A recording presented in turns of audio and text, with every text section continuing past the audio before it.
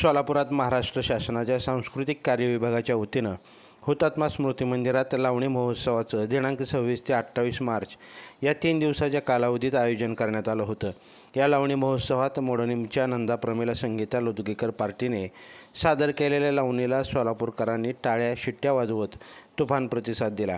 गेल्या काही दिवसापूर्वीच नाट्यसंगीत अकादमीचा उस्ताद बिस्मिल्ला खान युवारत्न पुरस्कार मिळवलेल्या अकलूजची लावणी सम्राज्ञी प्रमिला लोदगेकर आणि पार्टीने सोलापुरातील हुतात्मा स्मृती मंदिरात कुणीच नव्हतं रे काना यासह इतर लावण्या सादर करत प्रेक्षकांना घायल केलं आहे।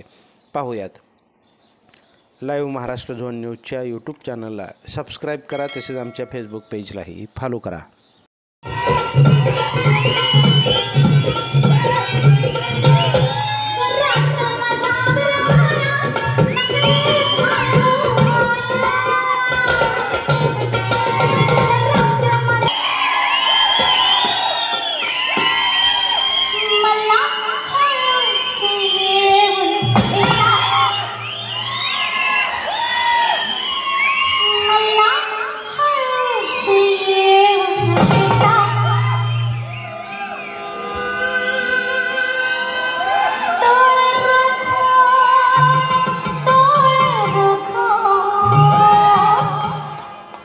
Dulu ku nasab